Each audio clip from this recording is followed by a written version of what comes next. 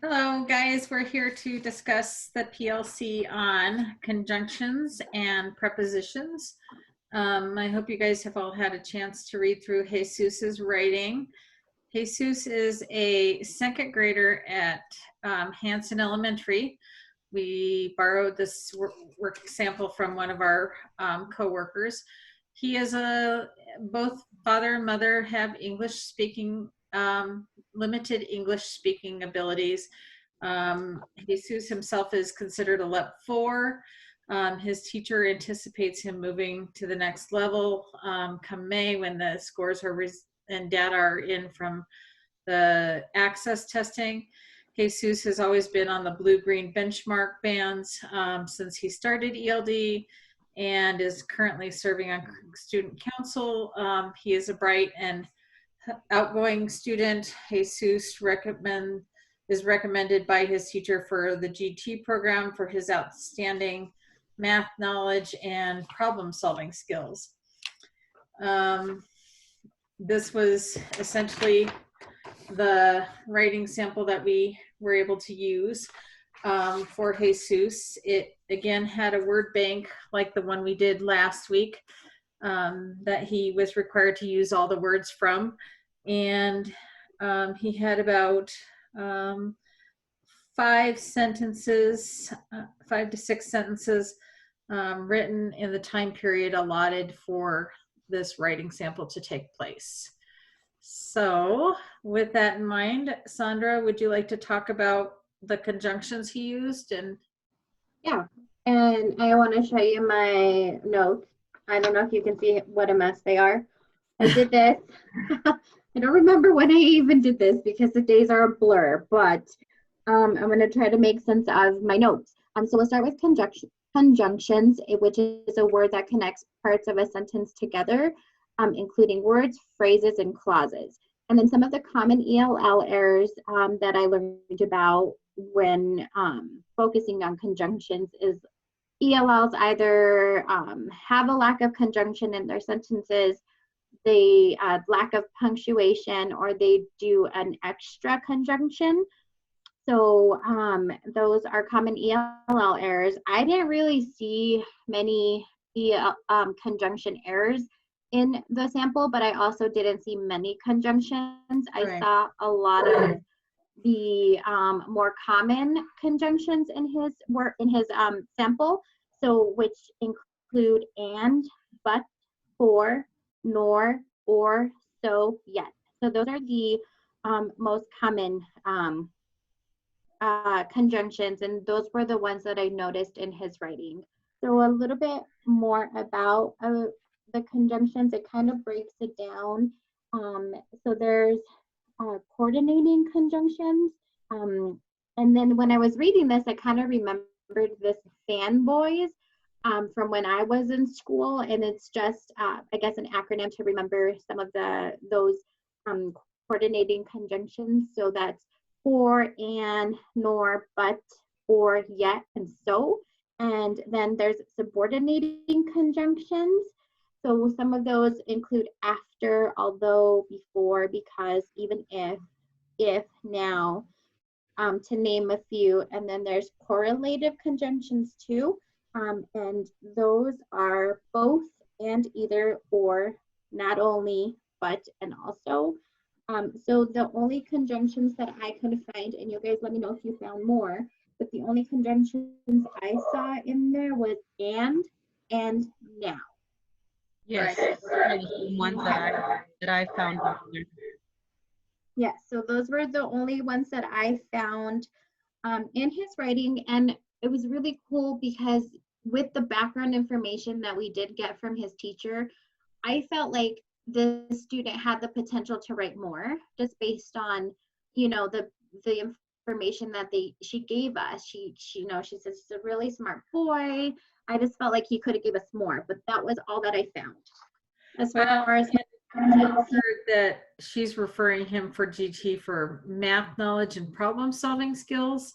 So writing may not be one of his strengths, but again, this was a timed and very prescribed way of writing. It wasn't something that was from his personal experience or something he might have been really excited to write about, and that has so Yeah. much to do, like motivation has so much to do with what the output's going to be, with any of Yeah, the. and I think, yeah, and I didn't mean to interrupt, Kathleen, but I mean, not to come down on boys or males per se, but I mean, even to see like the way he, like his the way he formed his letters, and there's a lot of little sections in the paper itself where you can tell that he erased and rewrote the sentences again. So being very meticulous about his letter formation and to make sure that the punctuations were on there correctly. And then again, it kind of makes me think of what a comment that you made, Kathleen, the last time that we did a PLC was not knowing what is being taught at this specific time of the year, like what the sequence is Right. for, what exactly the teacher is teaching the kids, when it comes to like, if they're like doing verbs or adjectives or nouns or, prepositions or whatever the case is. So, not knowing the sequence of their learning at this point. Right.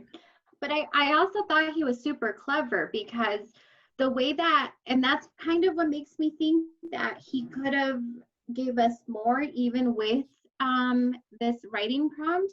I just loved how he, where he says, then Mr. Gill, then Mr. Gill now has 3 apples on his desk. Oh, wait, he ate half of one of his apples. Right. Now he has 2.5. So like, it's almost like his personality is coming through his writing. Like he's clever. Yeah. Like a lot of kids are not, oh my God, my dog's fighting things. A lot of kids are not going to say like, now he has 2.5, you know what I mean? So I feel like he's clever and there was potential for more. That's kind of what I got after reading it. Yeah, and I think that's like the math genius in him, like to break it down to like, like not just like 2 apples and 3 apples and, he ate 1, now he has, 1 left. I mean, he went as far as like, let's break this down into fractions, let's talk about the math language that I love and that I know and that I'm familiar with. So. Right. And you could tell that math was his strength because he was creating from a very basic word box, he was creating more technical vocabulary from it. So, yeah. I did see that he had a couple of prepositional phrases, so Sandra, do you want to talk about those? Yeah, sorry, I had to go put my dogs in the other room because she's biting my books. Okay, so prepositions, a word that shows the relationship between a noun or pronoun and the rest of the sentence. It's usually one short word like at, on, or with. And some of the common ELL errors, so there's confusion when using at, on, or in. So sometimes like if they say like with time, in Monday instead of like on Monday, or confusion again with at, on, in with places. So they would say like on her office instead of in her, or in her office. So those are some of the common ELL errors, but then there's also lack of preposition. So I am waiting the bus instead I'm waiting for the bus, or I'm waiting, at the bus stop. And then there's also times where they add an extra preposition. Let's see, what else did I write in here? And I think maybe the reason why I'm including myself in that group, why we have trouble with that is because prepositions have like so many meanings, like there's tons and tons. So it's like, it's so hard for us to know, like, and sometimes I catch myself even like talking like that, like, oh, I shouldn't have said it like that, and, because it's hard for us to kind of keep that in mind, that there's like so many meanings too. That's one of the things that the book states, is that it's one of the most difficult grammatical points, prepositions. Yes. Because of its multiple meanings and because it doesn't translate from one language to the other. So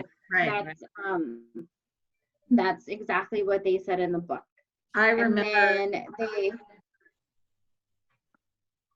Go ahead. Okay.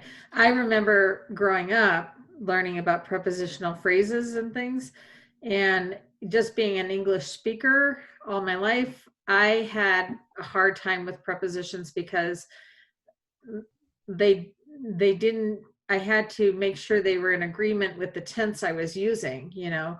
So if I said Yeah. on Monday we did or we are, you know, you had to make the tense of the verb also agree with the preposition you were using, and that was difficult for me as a English speaking student learning about prepositions. So I can't imagine, you know, if it doesn't translate exactly, how difficult that must be for a second language learner, you know. Yeah. And that kind of makes me think of like when we do calendar and like say for example, one day there's like 3 kids missing and we say 4 friends are missing or are absent from school today. But then um when we have one child missing, it's like one friend is instead of are. And so I'm trying like to explain to my kids because they see me changing it. And one child asked me one day, well, why are you changing it? And I said, well, because, and I could keep but I mean, just the simple fact that they were noticing that I was changing something on my sentence, you know, and I told Right. them, well, that this is the reason why. And then they also the S, you know, when it comes to like a plural versus a singular, you know, just telling them, you know, when it's one friend, you know, we don't need the S, but when it's more than one, you know, just to kind of give them a little bit of understanding why we're changing a sentence, you know, as simple as, you know, a sentence that is included in calendar. Mm-hmm.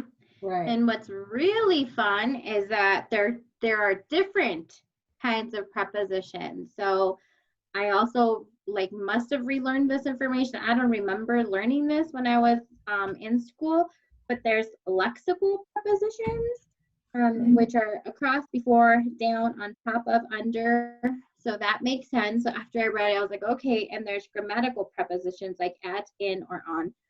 So just to throw like a wrench in it, then there's like these different type of prepositions too. Instead of it just being like they're all prepositions, they kind of break it down so that you can understand the different types of. So, but he did have some. Again, I didn't find many. The more common ones, he used on a few times, and then he used of a few times. Mm-hmm. And that's all I found. Did you guys find more? No, those were the only ones I found. But I found did also. that he used 2 ofs appropriately, though. You know, when he was saying, oh, wait, he ate half of one of his apples, you know, so he was playing with the fact of how often can you put in a prepositional phrase. Yeah. And I think it kind of goes to what Sandra was saying, that sometimes we don't use enough or sometimes we overuse them, you know, and he's like, oh, it sounds good right here. I'm going to plug it in right here. And, but, you know, you read it and it makes sense. And it's like, okay, you know, maybe it's not a bad thing that they're so close together and it's the same word. It makes sense, you know? Right. Yeah. And he used on appropriately too. So so on his desk instead of using something like in his desk. Yeah. Right. He used that twice, 2 apples on his desk. And then he wrote, now he has 3 apples on his desk. So he used on basically the same, but he used them correctly. So there wasn't a lot of conjunctions and prepositions, but what we did see, I feel like, was used appropriately. Right. Yeah. Okay. And second grade is not that high of a grade. I mean, they were in preschool with us, like what, 3 years before that. And so just to see them like writing and, you know, I mean, I don't know, to me, it just makes me like feel proud of, you know, I mean, I didn't have this child. I don't know if you guys did, but, you know, just to kind of think of where our kids are headed, you know, and what all the awesome things that they're going to be able to do. It just, you know, it makes me feel proud that we're giving them that foundation to do these awesome things later on in life. Right. Absolutely. Okay, do we want to look at the writing rubric or the speaking rubric for this student first? If you guys want, we can look at the writing Okay. rubric first. All right. So So as just see where he falls. at the writing rubric for the Jesus, I kind of thought about a 3 as overall score. And the reason I thought this was because he has general specific language, but not technical language that would give him a 4. So I would be wanting him to work on more detail specific and making sure his sentences flow, using some more possible technical language, such as adverbs or adjectives, or even more prepositional phrasing, so that it's kind of together. I thought he's emerging cohesion is one of his next steps, you know, because as you read it, I thought his sentences did have some choppiness, like he was just trying to get a number of sentences, so he was stopping them before maybe his thought was completed. But I did think that sometimes his errors impeded for just general comprehension of, you know, when he did attempt to use some, I forget where it was exactly. I thought that, you know, I don't know if it was more punctuation error or if it was just, I thought the flow and comprehension was a little bit impeded. And so the next step for the student would be to reread his story out loud versus in his head, to catch some of those choppy sentences or comprehension errors due to lack of punctuation possibly, or have his peer read his story out loud, where, you know, sometimes you have a peer read your story and all of a sudden it says, you know, you say, oh wait, I needed to put a comma there, or I needed to add this to it, you know, because you just assume it's already there. So that was some of I think for language control, I don't think he's a 3. okay. I don't know, Norma, what do you think? I think his sentences were short, but they flowed well, and he Okay. used good sequencers to move on, you know, like first, next, then, and now. He used all of those. And I feel like I don't think he's a 3 in language control. And I don't think that he had many errors. Okay. Now, Well, are we doing the speaking rubric or the writing one? the The writing. writing. The writing one, okay. I did put him as a 4 for language control, but a 3 at the other 2. Oh, okay. So Yeah, overall, I gave him a score of a 3, but yeah, but I know we have to break it down for linguistic complexity, vocabulary usage, and then language control. So I right. do agree with linguistic complexity and vocabulary usage at a 3, but I think for language control, he's at a 4. I agree. Yeah. Is Yeah. what I'm kind of thinking. Right. Yeah, no, I'm reading it too. First language. Yeah, because I mean, by us, even if we didn't know that this child's name, if we would just read this this writing sample, I mean, it doesn't give it away that he's a second language learner at all. You know, that's one of the things that is described on level 4, you know, that his writing style would show, you know, would reflect on that interference of first language not being English. So yeah, I agree with the language control being 4, and then 3 on the linguistic complexity and vocabulary usage. Okay. You know, I wonder if maybe if a teacher would maybe like pose a question prior to this kind of reading or writing prompt, if the kids would be able to write a little bit more, like if she would ask them like, what do you think, like, even something as simple as like, what kind of apples do you think these are? Would they be red apples, yellow apples, green apples? Like, to maybe be more descriptive, Right. as far as like, where did they come from? Who purchased the apples? I mean, something like to kind of probe their thinking, Yeah. maybe that might be helpful. Okay, I think I'm going off of what we're supposed to be doing here. But No, yeah, I think 4 and 3 I and think you're right on.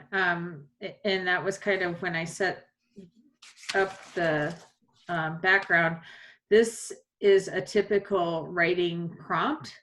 yeah. And when you're given a writing prompt, you can't have any support or setup given by the teacher. Oh, It has to come from what do they intrinsically know and do, kind of like for TS Gold, we're looking at yeah. what they are putting into their play versus what we're prescribing, teaching, type of thing. Mhm. So Yeah, Yeah. I don't feel like this writing sample shows us exactly what he can provide, like what he can do. Yeah. I really don't. I think that I think it's somewhat limited to like Kathleen said, what the expectation was during the activity, and then the word box itself. Like, Right. you need to use these words in there and just, kind of put them together where they flow and they make sense. So, he's kind of limited as far as what he's able to show that he's able to do. Right. yes, I agree. Okay, we want to move to speaking rubric. Yes. Okay, so for the speaking rubric, I kind of looked at him as a linguistic complexity of 3, vocabulary usage of 4, and language control. I was debating between a 3 and a 4. For linguistic complexity, I saw he has emerging complexity with details. A next step would be to have more cohesion in the details to acquire more clarity, adding more details such as adjectives and adverbs again, to lengthen his sentences and create kind of a, desire to or a more like a speaking person talking rather than just a this sentence, and we're done, And again, we talked about how he probably has the capability of doing more, but because of the prescribed style this was written in, probably didn't show through. I give him a 4 for vocabulary usage because he has some technical language, like the cutting the apple in half and using 2.5 correctly. The next step I thought would be to encourage more details again. And then the language control, I wasn't really sure which one I would go with. Do you guys have any thoughts on any of those parts? You're awesome because I don't think we have to do the speaking rubric.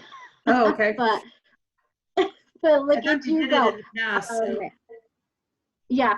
I didn't even look at this one, so let me read it really quickly for the language control. I think it's hard to say because we are not listening to him communicate in sentences. So we don't know like his fluency. So I don't know. It would be hard for us to even score him on that. But like I said, that's extra. So we don't have to. Okay. We don't know how to score him basically on that. Right. Because again, we don't know what his typical language is. So Right. All right. Anything else that we need to? I mean, if we were to kind of like look at the way he wrote this sample, like, I mean, you can tell, like we were talking previously, that he's very careful and meticulous about how he puts words onto paper. So maybe, I don't know, maybe that just kind of shows that he might be very careful when it comes to like, actually speaking the words on paper, that he would be, cautious and to pronounce, the pronunciation and, even the intonation and I don't know. That's what it comes across to me. And again, because it's a boy, you know, and it's Right. very clean. I mean, I have teenage boys and they don't even write as nice as this. So, you know, it's kind of hard for me to read their work sometimes. So it just kind of shows that he's very careful and he's very, you know, in tune Because with, he wants you to know, do well, producing. Yes. you know. Did we score him on the we to can do's? I also did that one. I did Yeah, I have mine here. process explanation by sequencing. I thought he was at ELP level 3 because they were sentences were descriptive of process and procedures, but they lacked some detail for the reading. And the writing, I just said he compares and has cause or different phenomena, but starting ideas, content related topics. He did incorporate math into this writing sample because it seemed to be logical, you know, with the words that he was given. How many, Apple, teacher, Sam, desk, you know, so it was definitely geared toward math, you know. Yeah. I think for writing, because I don't think we have to focus on reading, but I think for writing, I don't know if he's a 3. I almost want to say he's a 4. Okay, why? I don't know. What do you think, Norma? So relating details and illustrating stages of different cycles. So he is relating details of he had 3 apples, then let me go back. Yeah, because it kind of talks about, it gives an example of a sequence like with the frogs and or things that are related, frogs and plants. And then here he kind of talks about having a specific amount of apples at the beginning, and then once the apples get eaten or whatever, it becomes something different, but yet it's the same. You know what I mean? Like he is going through a cycle, yeah. Yes. I don't know that he's describing strategies to solve a problem, but he is Yeah. describing a problem. Yeah. He has 2 Might even apples. be between a 3 and a 4, if that's fair to say. Yeah, I think that's why I put him at a 3, was because he wasn't doing everything at the 4 level. Yeah. Yeah. He's definitely on his way to being a 4. Your I don't Tia think- School mind, Kathleen. You're like, I if he's don't not doing it all, we can't put him on a 4. He's like in between. I wish we could give everything, them. it doesn't get graded that way. I wish we could give him like a 3.5. Yeah. I mean, we can again, definitely write on our notes that he's fully developed at a 3, but he's on his way to a 4. So he's, And he has some of the 4. He just doesn't meet all of the criteria for a 4. Yes. No? Yeah, we'll just have to specify that in our writing, in our note catcher. Okay. All Awesome. right. Thank you, ladies. All right, ladies. All right. We'll see you later. All right. Bye.